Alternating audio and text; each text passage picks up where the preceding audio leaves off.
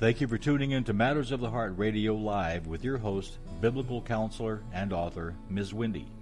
You can chat with us by clicking on the chat icon in your player to send us a message. Now, here's your host, Ms. Wendy. We are so excited to have you joining us here on Matters of the Heart Radio Show today as we talk about love. You know, all of us were created with a deep need for love in our lives. None of us are exempt. We are created that way. God created us for himself. And we know that in the Word of God that we are told that God is love. And he fashioned us and he created us that we might have that longing for him. Not only for him, though, but also to be in deep, intimate relationships with others, whether it's a significant other that you share your time and your heart with, or those that are of family that we love so dearly, parents and siblings and grandparents, cousins, those that matter to us so much. And then we have our very dearest friends and those that are our chosen family to a certain regard, those that we share our heart with, though we were not born of the same family. You may not be able to tell because there's such a commitment and there's such a love there that through thick or thin, some say through hell or high water, they're there. So today is all about love in that regard, and it's also about our relationship with God and our love for him. So if you're not in a relationship and you're tempted to turn the dial because you're thinking, I don't want to hear all of this stuff about relationships, I'm not in a relationship, don't you dare touch that thing. we have some great stuff for you. This is for singles, marrieds, engaged, dating, wannabe dating, everyone that fits in that category. Because there is a love that we all have and there's a love that we all share that keeps us in common. And it's the love of Jesus. It's the love of God the Father. You know, in Revelation chapter 2, there's a verse that reads this way. Well, actually, I'm going to just kind of back up a little bit. This was in chapter 2, verse 1, to the angel of the church in Ephesus. Right. These are the words of him who holds the 7 stars in his right hand and walks among the 7 golden lampstands. We know that they're talking about the Lord Jesus. And he says, I know your deeds, your hard work, and your perseverance. We all want to be known that way, right? We all want for the Lord to remember our deeds, our hard work, our perseverance. And I know that you cannot tolerate wicked men, that you have tested those who claim to be apostles but are not, and have found them false. So we know that he's talking to someone who's very dedicated and serious in their walk with him. Verse 3, you have persevered and have endured hardships for my name and have not grown weary. I'm thinking this is a pretty stellar call here, and so many of us would strive for that. But let's look at verse 4. He says, yet I hold this against you. You have forsaken your first love. Wow, what a terrible thing, in my opinion, to hear that after you have lived a lifetime of serving God. So he's talking about the works. You've persevered. I see your deeds. You've done well in the works department. But where your heart is concerned, I hold this against you. You've left your first love. He's talking about himself. Well, joining me on the show today is my super wonderful friend and the producer, Christine. Christine, welcome to the show. Ta-da! Hello. Thank you for keeping me straight here and making it sound good. It's my privilege.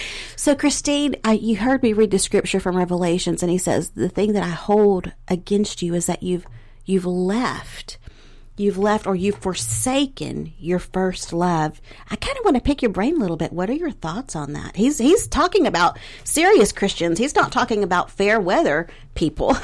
He's talking about people who've really lived their life dedicated to him. He's talking about their works and their perseverance. But he's saying, but you've left your first love. You've left me. 2 things come to mind with that. One is that I think that in my life, at least, it's a constant circle of kind of leaving and coming back, where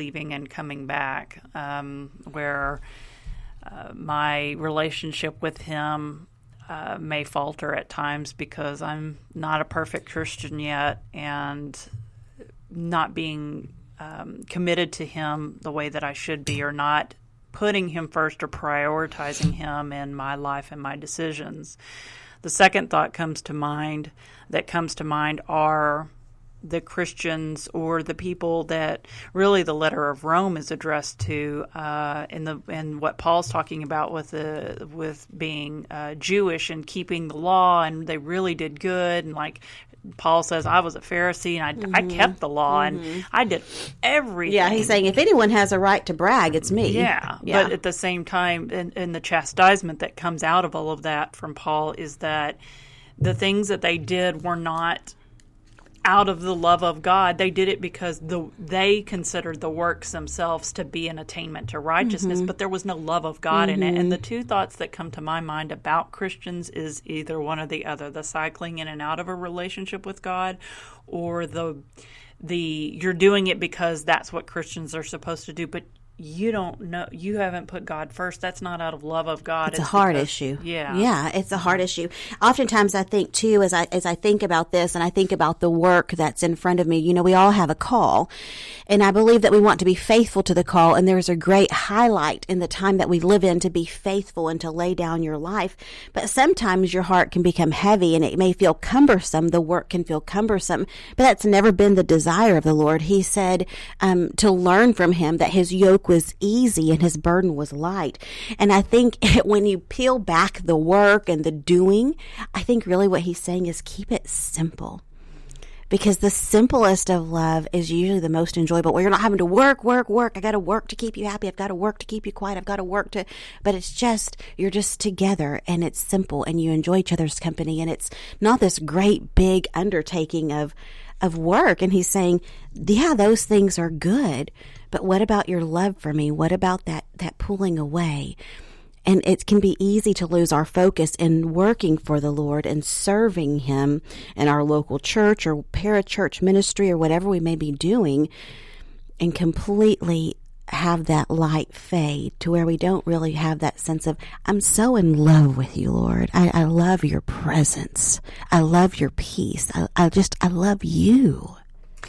I think the way that I've described it before is in a marriage, it's the relationship that you have in love with the Lord is sort of the same in marriage. And the way that I parallel that is when you're in a marriage and the honeymoon phase wears off, and then you are having to work to keep the house up, or you're having to work, especially when you have kids, and hey, I need to go after work, I need to pick so-and-so up because they've got to go to soccer practice, I need you to do this and this, and we need to get the sink fixed, and it's not fun, it's not romantic, it's not this idealized life, and you begin, I think, to get burdened down with that idea of where in marriage is this supposed to be something that I feel good about and I get benefit emotionally from. And I think work with God is very much the same way, especially like you said, when He gives you that calling and you start, oh man, I'm so excited because this is a calling, it's a ministry, that's great. But then when you get bogged down in the details of it and you meet that resistance because the world doesn't belong, the world is against us, and when it starts coming up against us and we get that resistance, and we know God's with us because He called us to it and He'll bring us through it, but it's not fun, and you just get bogged down in it. And I think, to me, that's where I tend to lose sight of it too. It's like, I know God called me to this, but man, this isn't fun, and I'm really not enjoying this, and I'm meeting resistance, and I just kind of lose that love, or that, just like in a marriage, you stop focusing on the love of spouse and just seeing that spouse in that. That's one of the ideas that comes to me about that, and the difficulty of being persistent but also being mindful of your spouse. Definitely. Well, we know that the Lord wants us to keep our hearts tender toward Him, and sometimes we can get so bogged down that really we end up spending more time working for Him than spending time with Him. And that is, to me, the biggest trap, that we get so caught up in the doing and we begin to forsake the being, kind of like the story of Mary and Martha. Martha was forsaking the being, but oftentimes, I'm a doer. I've thought, hey, somebody had to cook the food. I'm feeling for Martha here. I'm thinking, yeah, all of these people are coming to my house. Who's supposed to help me cook? Is it just going to poof appear on the table? But then I think about the water and the wine. Hey, it could have poof appeared on the table.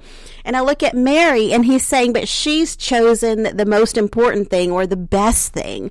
And where is Mary? She is sitting at His feet. And, it's just the being and the doing. It's a balance of both, really. And I agree that it is our relationship with our significant other in a romantic relationship can parallel that of our walk with the Lord. There are a lot of similarities, and I'm going to begin pointing that out and talking about how we will benefit as an individual, whether you are single, married, in a relationship, not, divorced, all of these great things. We can all benefit by growing in our love life, our love walk with the Lord and with others. So you may be single, but that just because you're single does not mean you do not have love in your life, or that God has not called you to love people in your life. And you may be married and you're listening. We're glad that you are, or in a relationship. And I'm going to begin to highlight some really good ways that you can keep the love tight.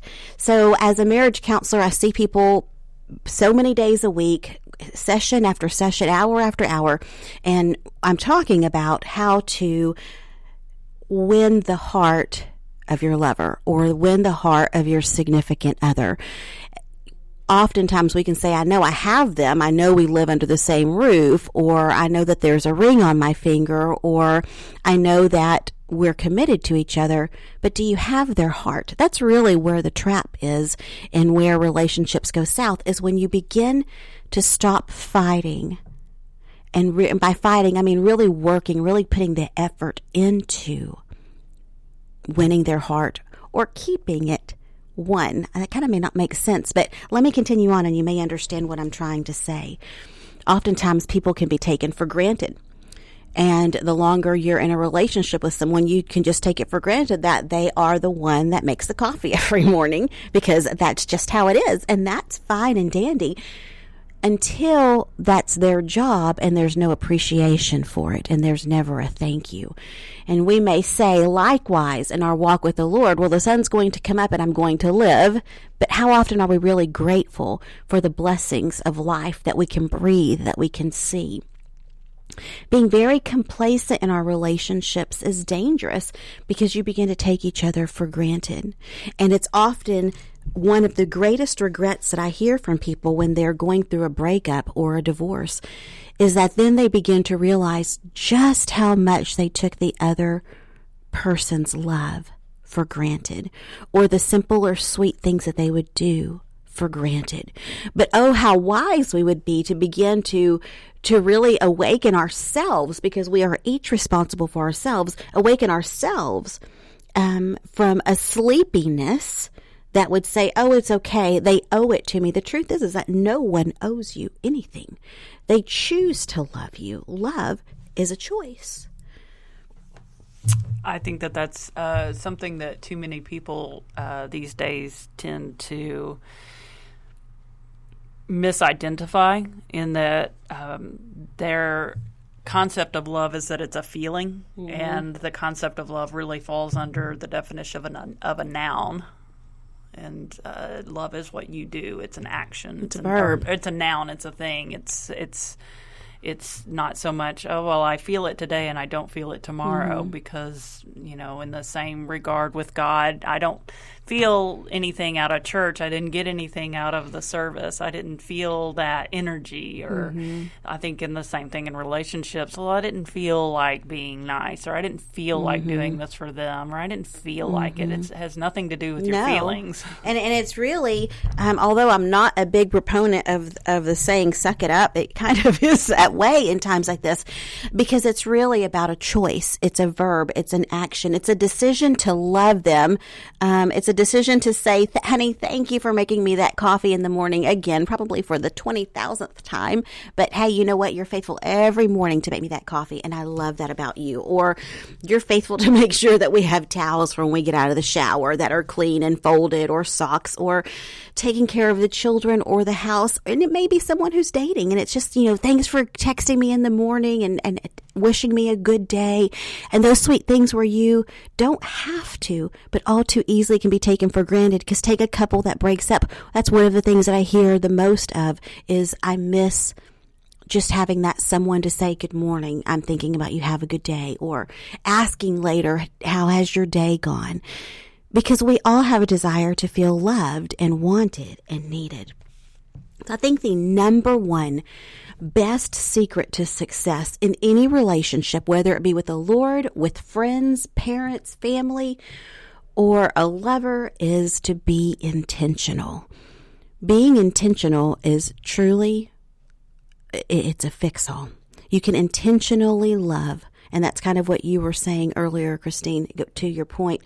You can choose to intentionally love regardless of whether or not you feel it. You can intentionally be kind. You can intentionally do good. And you can intentionally spend time with the Lord. Oftentimes people talk about not feeling the presence of God in church. And I just wonder, were you worshiping God with all of your heart?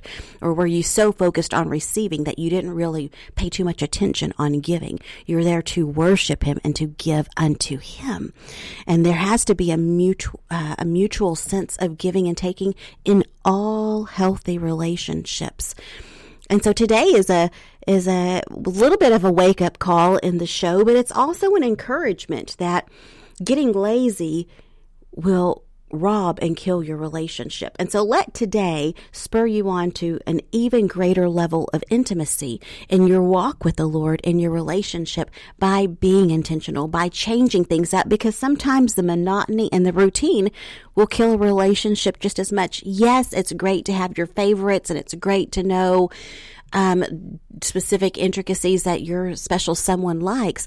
But I know for me, depending on the person that you're with and the personality that they carry, if it's the same thing over and over, I'm going to be so bored. And after a while, I'm just not going to be happy, because that is who I am. I can't stand the same old, same old. I do like an element of routine, but the same place for dinner every Friday night, I'm just not thinking so. Well, yes. Even in the friendship, that's not so much the... Everybody's got their differences and their gifts, whereas me, I'm just completely the opposite, which is what makes our friendship so amusing. Yeah.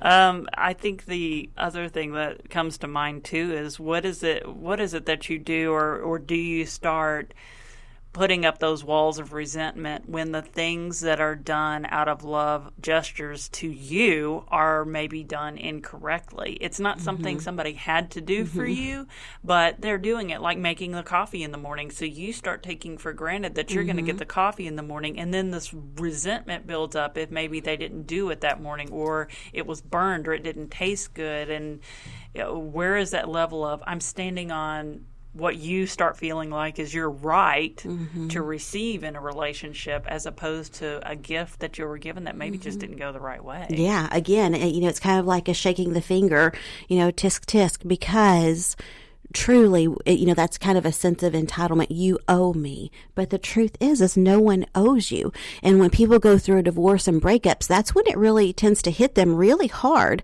that, you know what, they didn't. Why didn't I say thank you more? The truth is you should say thank you every morning to your honey if they make you coffee and bring it by your bedside, and be, thank you, Is it really going to hurt to say thank you? No. But really, will it make a difference? Yes. Where's the putting that in that broader perspective with God, the beautiful point of going to church, and people often, the complaint is, I'm not being fed, or I didn't get anything out of that. And truly, it's, you are supposed to give something in that too. You're supposed to give. Absolutely, because it's worship, and the worship of doing and being. And it doesn't mean you're not going to get distracted or have a hard time concentrating if you have a lot on your mind. But I think sometimes we have to be reminded, and we need a little bit of a good, firm reminder that it's not about being entertained at church. It's about worshiping. It's about pouring out our love on the Lord, and not so much about being entertained. And, we find it easy to give an hour to our favorite show, or an hour a day to social media, or an extra hour to sleeping. But even me, because fortunately, my church can we stream it, and we can visit church live from our bed if we're not feeling well, which has come in really handy for the single mom at different times.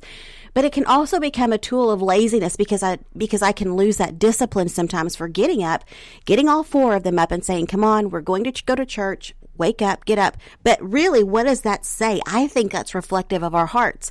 It's a heart check. Where is my heart? Are you an inconvenience to me now? I think it's a really good heart check. Well, it hits on the second thing that I was really thinking that you touched on with couples and relationships, where we're talking about that expectation of standing on rights. Well, that expectation wasn't met, and in the same note and in the same vein, what do you do when that happens with God? Where that you were I am expecting these blessings from God, but it doesn't always, just like a good parent, He doesn't always just give you the goods without the discipline that goes with it. So then that expectation, or you feel like it's almost like going to Job, where Job was like, "Hey, how dare you do this?" And God said, "Now wait a minute." And where were you when I formed the skies? Where's the snow being stored? Where were you when the foundations were laid? And there's we don't have rights to stand on per se with God, but that expectation of blessing and abundance that God gives and pours out on us, sometimes we feel like that's not met, and it puts up a wall of resentment with God, and then you lose that. I really think that comes to, that can bring a lot of disillusionment when our mind and our focus is only on the characteristic of Him being a good God and a loving God. He is, but that also does not take away from Him being a holy God. Sometimes, I was thinking about this yesterday in church as well, because of something that my pastor said. We can invent and create a Jesus that's comfortable for us, rather than really worshiping the Jesus of the Bible, who says to forgive. But then some of us don't like being told to forgive, but we say we follow Jesus. Well, which Jesus are we talking about? The Jesus of the Bible or the Jesus that's comfortable for us?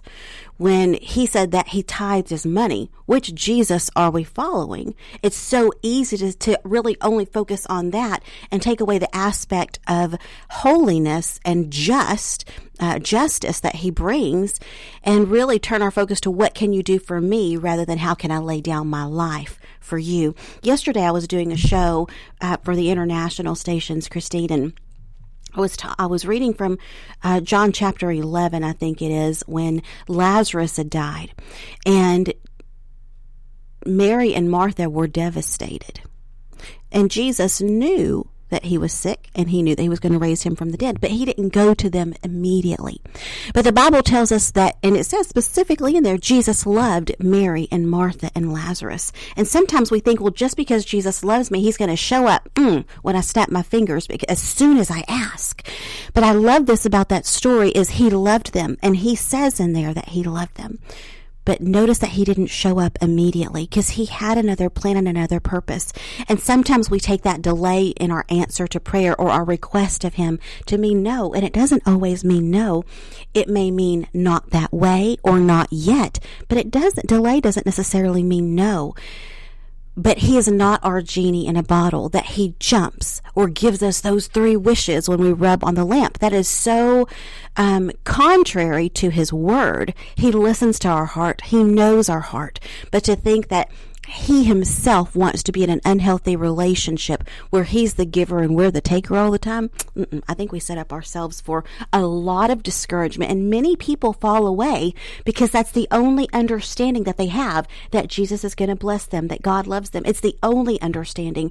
I'm not saying that that's a bad understanding, because I believe that it's true.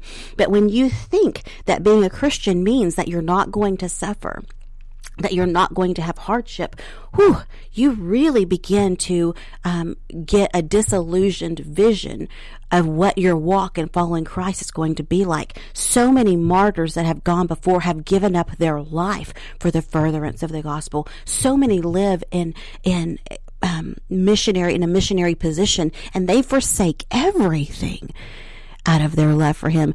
Am I going to say that they're out of the will of God, or they're not serving God because they're hungry, because they're sharing their food with the poor? No way. It's just part of the Christian walk, and everyone has a different thing to experience in their Christian walk. And in those difficulties, God uses it like a refiner's fire to even show us where our faith is really at. Is it in ourselves? Is it in believing only good comes from Him? You referenced Job earlier, and one line, when I had a baby that died many years ago, whenever I put the announcement out for the passing of the child, I quoted Job in the announcement, and he said, "The Lord giveth, and the Lord taketh away, but blessed be the name of the Lord." You know, it's such a great point of maturity when it's not so much that we bless the name of the Lord when he gives, but we can also bless the name of the Lord when he taketh away. Yeah, there's a contemporary song out that the main lyric is, "I will praise you in the storm." Yeah, I love that song. Yeah. I do too. Mm-hmm. And it's hard to do, I think, in broadening that, not just from God, but just into your everyday relationships, into your marriages, into your friendships. And I think so many times we go into an idolized version or belief about the marriage, especially, or a relationship, especially, or, you know, even in chosen families or friendships, where you just think, man, this is going to work out, this is going to be great, and you have that expectation and all that. But when it comes down to it, and all of the you know, the butterflies and all the pretty things are kind of stripped down, and you get down to the raw and the gritty, what I think you look at the marriages that really came out of the greatest generation around World War II, and just see that, man, they went through it. They went through depression. They went through their spouse being They brought overseas. up their children. They brought up their children. Yeah, and you see, and it wasn't pretty. That was not romantic, and that was not fun. But it sure did pull them together, and you see that, and I think that you see that in relationships as well. And the ones that stand the test of time are the ones who really dig their heels in, and they say, again, hell or high water, I am committed to you. I will stick it out, and I will live life with you. Now, I'm not saying stay in relationships that are abusive or anything like that are very toxic, but not every relationship is like that, and it's really more about convenience. And we want to live a life that is committed to the Lord first, not forsaking our first love, like I said at the beginning of the show, but also walking out that same love life that we have with the Lord, with those significant people that we hold dear in our lives, letting it mirror and be a reflection of the love that we have with God. And I hold on. I'm holding on for the ride. I'm holding on through sickness and in health. I'm holding on for better or for worse. It's such a beautiful picture of love. It's great to set goals together as a couple, to dream together. You know, God has a dream for us. He dreams with us, and he even reveals his dreams for us in giving us, the Word of God tells us he works in us both to will and to do for his good pleasure. And oftentimes people wonder, is this of me or is this of God? It's both, especially when you're walking in harmony, in sync with the Spirit, as God begins to birth things and deposit his seed in you for what he's destined for you to do in your life. Being intentional in our relationships and showing that love is so key and foundational to maintaining a good, healthy love life with the Lord and with those around us. Let's take a commercial break.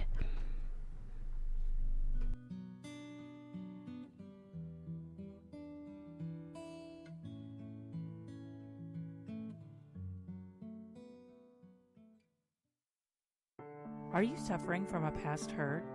Lingering pains can inhibit your potential to be all that God has in store for you in your life. As a biblical counselor, Miss Wendy has written Healing Waters, a 21-day workbook which offers well-thought-out steps to emotional recovery. Making use of hands-on activities, prayers, and meditation on Scripture, Miss Wendy helps build faith and develop patterns that establish lifelong vitality. Why not take that step to the healthy, whole, God-filled individual you're meant to be? Go to mattersoftheheartradio.org to order your copy today. That's mattersoftheheartradio.org. You're listening to Matters of the Heart Radio with your host, Miss Wendy. We'd love to hear from you today. You can chat with us by clicking on the chat icon in the player located on mattersoftheheartradio.org, or you can also reach out to us on our Facebook page at Matters of the Heart Radio. Now, here's your host, Miss Wendy. Well, if you're just tuning in, I hope that you caught the first half of this show. I'm talking about love. I'm talking about love in a twofold way. One is our love for God and not forsaking our first love. And the other is how we can maintain good, healthy love relationships in our life, whether it's with a significant other or in friendships or family relationships. These tips that I'm giving you as a counselor and as your friend are essential for maintaining good, healthy relationships all the way around. Love never, ever, ever fails. When you're stuck in a hard place and you're wondering, what do I do? One thing I often give counsel on when you're really stuck is, what would love do here? What would love look like here? You will never go wrong. It doesn't mean that someone's going to reciprocate it perfectly, but you're not responsible for them. You're responsible for yourself. And it's always a great question to ask yourself, how would love respond here? What would love do here? What would love look like here? We're told that the world will know us by our love for each other. And like I said, it's just something you can't go wrong with. So I'm going to continue talking about great ways to maintain a healthy love life, love walk with the Lord, and relationships with your family and friends. We've talked about being intentional. Things do not just happen on their own. Poof, it happens. It may feel like that at the very beginning when it's warm and fuzzy, but after a while it takes work. And that's true for anyone and everyone. It may not feel very hard, but there will definitely be hard times that you will encounter. If you are in a relationship that withstands any test of time, if you're going to be in a relationship for 3, 4, 5, 10, 20, 30 years plus, rest assured your relationship is going to go through the fire. It's going to go through some testing, because we grow as people, but we don't always grow at the same rate or the same direction. But maintaining that connection is key. So let's continue on. I was talking about setting goals. You know, one thing that is really important in the longevity of relationships, especially in romantic relationships and marriages, is that you have goals that you set. You have dreams. That could look like scheduling vacations. It could look like repairs at home. They're just projects, things that you enjoy. If you love camping, setting an agenda for the different places you want to go camping at, but keeping the future in mind and working towards something together is really key for a healthy, long-lasting relationship, because you get to the point in every relationship to where you don't have the children as the center of your attention anymore to talk about. Or you may not have your career anymore, whether it's because you've taken ill and you're no longer working, or a child has passed away, or just because of age and time. But there has to be more to your relationships than romantic relationships, or what I'm talking about now, than just your work and the children, or it will not sustain a joyful time. It will become cumbersome. You'll become bored, disinterested, and oftentimes that leads to an affair. So there's a good little piece for you. But also in our walk with the Lord, sometimes if we think that reading the New Testament alone is going to be good enough in our walk and sustain us, no. God's also given us an Old Testament. He's giving us worship. He's told us to make songs and to sing songs and hymns and spiritual songs and to encourage each other. There are different ways to worship God. We can worship God by the work of our hands. We can worship with our singing, with our talking, by helping people, by our work, by studying, by remaining silent. There are so many different spiritual disciplines we can do. And it's important that we don't get into a rut as well by sticking with the same Bible reading pattern, not picking up other books to help us grow. We want to set goals. We want to dream with God and really often encounter Him and ask Him, Lord, what did you create me for? Why is there breath in my lungs? What a sad thing for God to give us our life and to think that He gave it to us without cause or without purpose. That's simply not true. Just like He told Jeremiah, I formed you in your mother's womb. I knit you together. And He had a purpose. He had a call on him as a prophet. Even from an early age, it was revealed to Jeremiah, though he doubted it. He said, how, me? I'm young. What are you talking about? Age has nothing to do with it. Look at Moses, 80-something. He could say, God, but how? I'm 80. Age has nothing to do with it. We all have a call and a purpose. And God expects us and wants us and longs for us to clasp our hand with His and journey on to discover all of the great things that He has for us. I think one of the things that I heard recently was when you get to heaven, God will say, what did you do with the gifts that I gave you? What did you do with the life that I gave you? One of the examples that I thought of when you were talking about Moses and Jeremiah was even in the New Testament with Mary, when the angel told her, you will have a child and he will be called the Most High. I mean, you're talking about the Savior, and she just... It's hard for her to understand it. Like, yes, how to conceive. How am I going to conceive? I don't know a man, and all that. But it's what seems like it's impossible for God through her faithfulness and saying yes. And what came of that? Where she could have said no, but the beautiful thing that came out of it, and the gift that was given in response to that. And I think you do have so many good gifts that you and can sometimes, Christine, I don't mean to cut you off there, is some people think that if they're not in front of a lot of people, or they're not doing a radio show, a TV show, holding conferences, their gifts don't matter, but it has nothing to do with that. Sometimes the gift is of mercy. Sometimes it's someone who's a volunteer at a hospital that may be the only visitor that someone may have in their hospital room the entire day or the entire week. Some gifts are more public and some are more private, but none of them are irrelevant.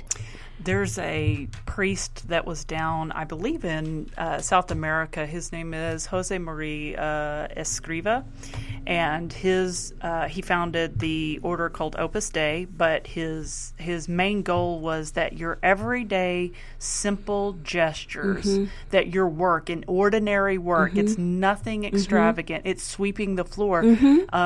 Therese of Lisieux, same thing. I sweep the floor for love of God, and it's just the most ordinary things can become holy things just by your actions, and you're living your life for God, even in the most, even if nobody sees them. And I think that living your life with intention, like you said, gives a purpose to what you do, even though you're quote unquote just a housewife. When you do all the little things and acknowledge it, when you're acknowledging Him in every little thing that you do like that, it can't help but show in who you are. You in your life, I think the world is tired of Christians saying, well, being sanctimonious or talking about being holy, but when we act it out, and even in our ordinary things, I think that it shows, because of the way you behave and the way that you do what you do in your life with holiness. Sure. And it's not about the crowd looking at you. For goodness sake, it doesn't have anything to do with that. It has everything to do with you pouring out your love on Jesus. You know, that's something I tell I have some moms that come in here that are young, and they're bombarded. They're having a hard time. They have these little ones at home, but every snack, every little bowl of Cheerios that you pour, every bath that you give, all in service to the Lord, not one thing is wasted. Not one thing is wasted. And of course, teaching your children about Jesus. Let me continue on here with my list. Talking and actively listening. Oh, I love this, actively listening, because I have so many couples that come in who say, I talk to him and he doesn't hear me, or I keep having to repeat myself to him over and over and over. Being an active listener is so key. But again, not just in your friendship, romantic relationship, but also our relationship with the Lord, because we don't want to be one-sided in our relationship where we just talk to God, and we never take the time to just be quiet and to listen. I think truly so many hearts would be healed if they just practiced that one discipline of allowing themselves to be quiet before God. They may have a hard time believing His loving words when He says, I love you, and doubt, was that you or was that me? It was Him. If it sounds like something He would say, would He say, does it line up with His word? Sure, God is love, and He says that He loves us. Why wouldn't it be Him? You know, I know sometimes if we're not used to hearing those things in life, it can feel far-fetched to think that we could hear those things in our quiet time with the Lord, but you absolutely can. So talk, and past just how was work? Fine. You want to watch TV? Sure. You want spaghetti for dinner? Yeah. Past that, How are you? Did it bother you when your boss told you that today? How can I pray for you? Praying together about whatever's going on in life is one of the most intimate and precious things you'll ever hold with anyone of great significance to you. And those relationships, can they go south? Sure. More than likely, not. Not if you are truly humbly walking before the Lord, serving each other, and incorporating that spiritual intimacy with each other. You're less likely because you both hold a holy and reverential fear for the Lord and what you've brought into His presence. What would you say in that importance? You talk about praying for each other and such. I mean, how much more impactful or impacted is the marriage when you have couples that do say, the husband says, I'm going to pray for you, and the wife says, let me pray for you, and they pray for their spouse, and they invite God, where you see that everyday change of them incorporating God into all that they're doing, and especially in their strengthening one another by praying for each other and blessing their children every night and things like, and praying as a family where everybody just stops and comes together, and you make that such a habit of praying with your family, praying with your kids, and all of you coming together to pray for each other. It seems like it would undergird, and strengthen all the obstacles that you come with. Sure, because you feel united and you're both going it with the same faith in common in God. And to know that where you may be weary or tired, that your honey has your back, and they are before the throne of God on your behalf. And even if it's not your honey, if it's your children or your parents, I can think of times when my mom has said, I know that you have such and such going on. I was praying for you all night long. Wow, that means everything to me. My children will say, as long as you're praying, Mom, I know that everything is going to be okay.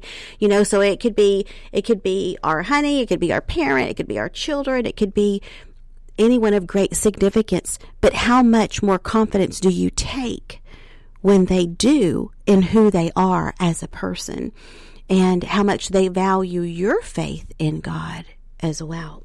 So be an active listener, go deep, go past things on the surface, talk about your feelings. I know men can get uncomfortable with that, but I think that's really the gift of having a woman in your life in an intimate relationship, because she can help pull out those places that maybe have been reserved in your life or you were taught to be reserved about. But women are so good at talking about their emotions. It's a gift to a man to be able to do that. Just like on the flip side, it is a gift to us as women when our honeys are like, you know what, let it go. It's okay. It's not, not that big of a deal, to help us find that balance. God created us so intricately, knowing that balance that we needed. And I really can respect and love that.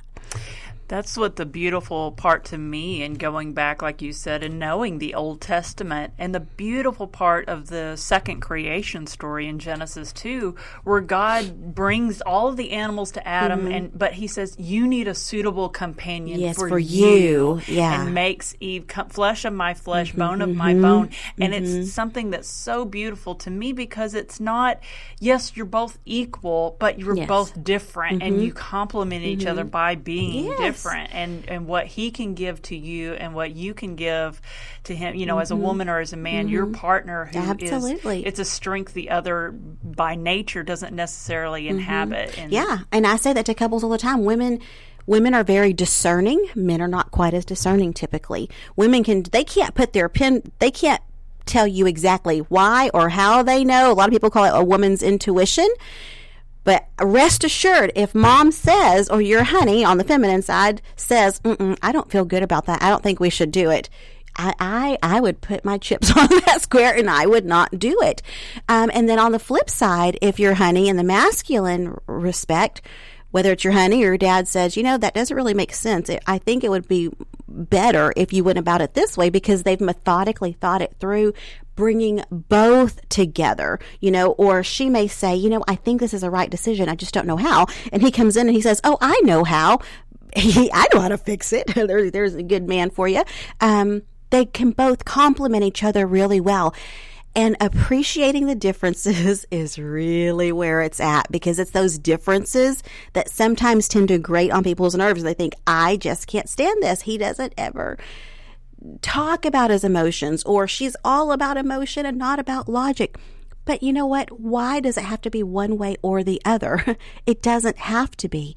It can be both and that's really where you find the harmony, when you stop despising the differences and you begin to embrace them and accept them as a blessing from God. Okay, so another thing I'm going to say is go out on dates. There should not be a week that goes by that you do not have a set aside time when you go out on a date with your honey. It doesn't have to be a long time, but it doesn't need to be without children if possible. I'm going to say switch it up, go to new places, try new things. There's something that I tell all of my couples. I'm not going to I guess I shouldn't endorse any particular company, but there are different apps, I'll say, or different people who have discounted tickets to a variety of activities that you can search out. I love doing that because maybe I didn't know before that there was skydiving here in Dallas indoors, or a show that's going to be playing I didn't know anything about, but I can get tickets at a good price, and it makes it going on dates affordable if that's an issue, and it helps to bring variety. And not having your children with you is key. Now, I think that sometimes this can be hard for moms, especially if the children are young. But it's healthy and it's good and it's very beneficial for the relationship if you have a trusted babysitter. If you have someone that you can rely on. I know not all couples do, and if you don't, there are great ways to have dates at home. As a matter of fact, I have all of my couples come up with at least 5 inside dates and 5 outside dates that they love, and switch the list with their partner, because sometimes going on a date is either not affordable or the kids are sick, there's not a sitter or something, but there are great things you can do at home besides watching a movie. Rarely do I say a movie is an acceptable date idea. I usually say no. Why? Because you're not interacting with each other. You can sit in front of the TV on a couch, but what good does that do you if you do not feel more connected to the person that you're sitting with when you're finished than when you began? But you can play games together, get cooking books together. You can cook together. You can do projects together. You can read reading books together is a wonderful thing. If you can find a good, clean romance novel, I really highlight that a lot to couples to take turns reading and just talking and sharing and delving into that world together. But having a variety is really the key. And it's not that we don't love our children, that we don't take them on dates, but our children cannot be the only part of our world. And they need to see that good, healthy relationship balance for themselves, so that when they find themselves in a marriage or in a significant relationship, that they already have an understanding that it's okay to leave the kids behind and to go connect and to talk and relax and really spur each other on without the distraction of, here, let me do this, and I need my shoe tied, and someone's throwing a fit, or they want. And likewise with the Lord. You may think that sounds silly, but I think it's actually very healthy and very wonderful. He is our first love. Set a date aside for him, a time where you just turn off the ringer on your phone, close the door to your room, no one can come in, go for a walk. That's one of the things I love to do, is just walk and pray and talk with the Lord, just as if he were right there beside me, and share that intimate time with him where no one else is invited. And especially if you're married, because sometimes a detriment or a big problem can be that we can let our spouse take the place of God where intimacy is concerned. And that is dangerous, because what ends up happening is we end up making an idol of our spouse. And should anything happen to them or the relationship, we are so lost, and God almost feels like a stranger, that it will rob us, and it will take a long time to heal from it. Okay, so go on dates. Okay, and so for those of you that are married, and I'm only saying married, I'm going to say, cover your ears, keep your sex life alive. Keep it healthy and keep it active. Oftentimes people ask, well, how much is too much and how much is not enough? Well, the golden rule in counseling is a 72-hour rule. So I encourage all of my couples not to go more than 72 hours without having that good, wonderful time together. Unless it's some kind of medical something, whatever. I'm tired is a lousy excuse. I don't accept that excuse in my office, and you shouldn't accept it in your home. You need that time together to bond and to connect and to share, to laugh, to feel loved, and that keeps things healthy. All right, you can uncover your child's ears. I won't go into a lot of detail, not on this show. Discover each other's love language. Oftentimes we're busy showing the person that we love them by the way that we receive and we interpret love. And my favorite way of highlighting this is usually I have a touchy-feely person engaged and married to someone who's not so touchy-feely. And the touchy-feely wants to touch and sit close and just have some kind of connection. And the one who isn't is thinking, you are getting on my last nerve with this. Can you just sit on your own couch? And the touchy-feely person's like, no, I just want to be with you. Well, sometimes they get a bad rap. People think it has to be all hugs and kisses, but usually just a hand on the leg or just sitting side by side. It's important that we love the person that we're with intimately in a way that they receive love, not the way that we feel the most comfortable giving it or the way that we want to give it, but in the way that they need it and the way that they receive it. I think that can go as a two-way street, being not the lovey, touchy-feely type myself. And my expression of love or my love language may come off as a bit more technical or a bit more of a doer. That's the love language. Let me do this for you and take care of this for you because that's my expression of love. I think that definitely goes both ways in recognizing the strength that another person has and I think there's definitely got to be a compromise in that too, and understanding that. I think all of that's really important. But I think it seems to me like the problem would be that you just don't bring it up, or you just don't discuss it, and just think it'll just iron itself out, and it doesn't. We'll both figure out what the compromise is without without talking about it. And that's a good one. You're exactly right. We have to talk about it, because I am a more touchy-feely person. So if I'm not touched, I'm going to be like, you don't love me anymore. I saw you and you didn't give me a hug, or, that's going to make me feel, but give me a hug. I'm good. If you're not hugging me, we have problems and we must be fighting. Something must be wrong. But that is my makeup and that is who I am. And you know what? Even with our children, and it doesn't even have to be necessarily with a romantic person in a romantic relationship, but even with our children, knowing and understanding their differences. I'm going to recommend 2 different books here, actually. One is The 5 Love Languages. Many, many people are familiar with it. I think it's great. It's a great place to begin. But I would say Intimate Encounters is a fantastic book. I really reference it a lot in my practice. Intimate Encounters is a wonderful, wonderful book because it's kind of like, in my opinion, this is just Wendy's opinion, it breaks down the 5 love languages into a more refined search. And it helps you to hit the bullseye in how to best love the people in your life. Whether it's your children or your spouse, your parents, whomever it may be. You know what? My dad is good if I call him once a week. Even if I called him once every 2 weeks, he'd be okay. He'd just say, I know you're working. You've got the kids. You have all these things going on. He's not. My mom, Lord. And I love her to death. And I've just had to learn that this is who they are. But she needs a call about every day. And for her, she would like it if it was more than once a day. But for sure, call her in the morning. Good morning, wake up. And that's usually what I do.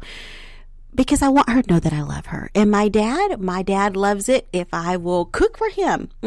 He loves that. If I can say, Dad, I'm making meatloaf, or I've made soup, or I'm going to barbecue for Father's Day. He's happy. We're outside. He's having a good time. He doesn't have to have the phone call every day. I'd probably make him irritated if I called my dad every day.